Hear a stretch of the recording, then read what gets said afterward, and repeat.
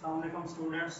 आज हम फिजिक्स का chapter number 1 topic number 10.1 start करेंगे और चैप्टर नंबर 1 का नेम है simple harmonic motion and waves. तो हमने देखना है कि सिंपल हार्मोनिक मोशन क्या है।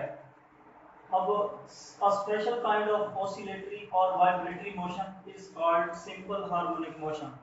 हमारी जो सिंपल हार्मोनिक मोशन है वो एक ऑसिलेटरी या वाइब्रेटरी मोशन की एक स्पेशल काइंड है। अब हम इस सिंपल हार्मोनिक मोशन की एग्जांपल से पहले हम देख लेते हैं कि वाइब्रेटरी या ऑसिलेटरी मोशन क्या है।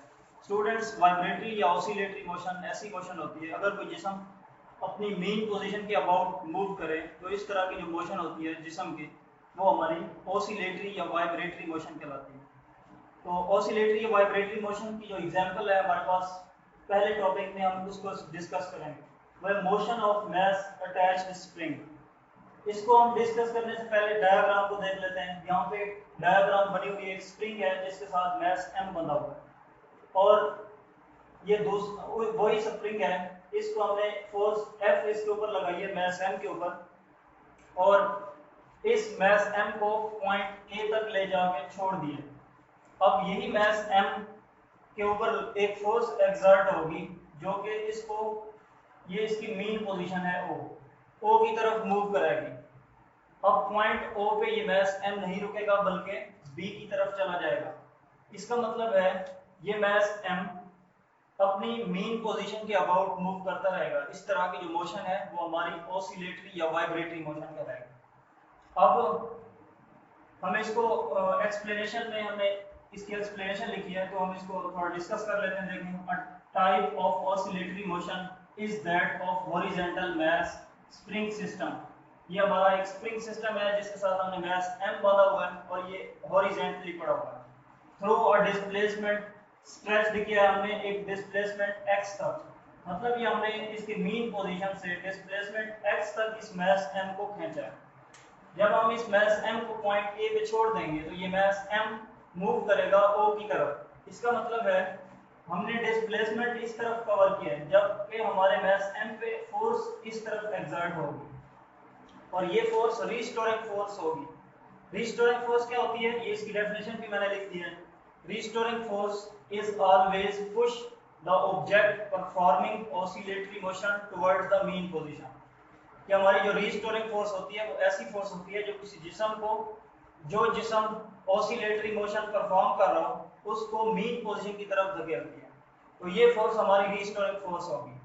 अब अकॉर्डिंग टू हुक्स लॉ, जितना इस मास m पर हम फोर्स ज्यादा लगाएंगे, जितना डिस्प्लेसमेंट ज्यादा कवर करेंगे, उतना इस मास m के ऊपर लगने वाली रिस्टोरिंग फोर्स भी ज्यादा होगी। तो according to Hooke's law F directly proportional है माइनस x के। माइनस ये शो कर रहा है कि जो डिस्प्लेसमेंट है उसकी डायरेक्शन इस तरफ है जबकि हमारी जो फोर्स है उसकी डायरेक्शन इस तरफ है। तो ये माइनस साइन इस डिस्प्लेसमेंट और फोर्स की मुखालिफ सिमत की वजह से है। अब यहाँ पे डायरेक्टली प्रोपोर्शन को खत्म करेंगे, ये आएगा F is equal to minus kx। अब according to Newton second law हम जानते हैं कि न्यूटन का जो दूसरा कानून है वो है F is equal to ma। अब ये F की वैल्यू हम इस इक्वेशन 1 में पुट कर लें तो ये आ जाएगा ma is equal to minus kx। यहाँ से a निकाल लें, m इधर मल्टीप्लाई और इधर जाके डिवाइड हो जाएगा, minus k by m multiply by x। अब हम k ओवर m को अगर यहाँ पे कांस्टेंट समझें तो a डायरेक्टली प्रोपोर्शनल होगा माइनस x के। यहाँ से ये इक्वेशन हमें बता रही है कि एक्सेलरेशन डिस्प्लेसमेंट के डायरेक्टली प्रोपोर्शनल है।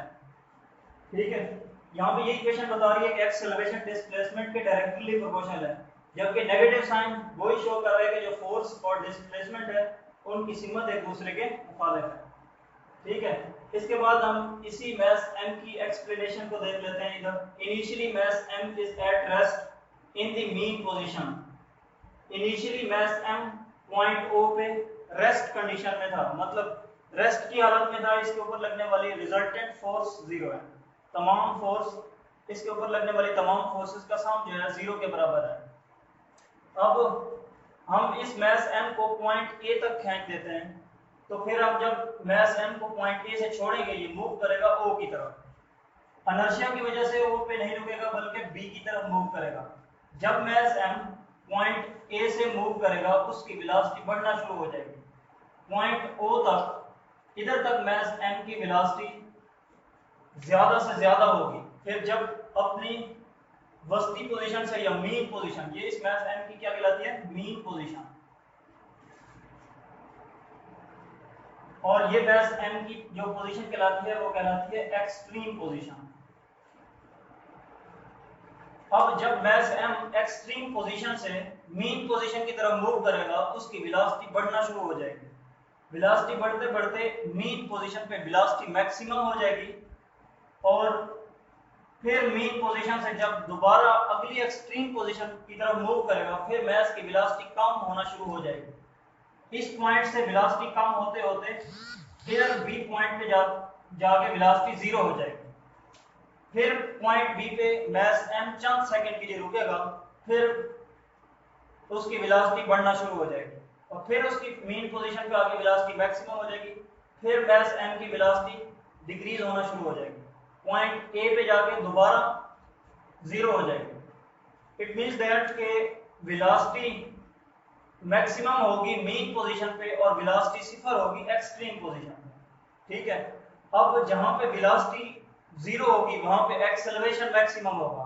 इसका मतलब है एक्सट्रीम पोजीशन पे जो एक्सेलरेशन है वो मैक्सिमम होगा, और मीन पोजीशन पे एक्सेलरेशन जीरो होगा, और इधर भी एक्सेलरेशन मैक्सिमम होगा। एक बात आपने याद रखनी है, जहां पे वेलोसिटी जीरो होगी वहां पे एक्सेलरेशन मैक्सिमम होगा, और जहां पे वेलोसिटी मैक्सिमम होगी वहां पे एक्सेलरेशन जीरो होगा।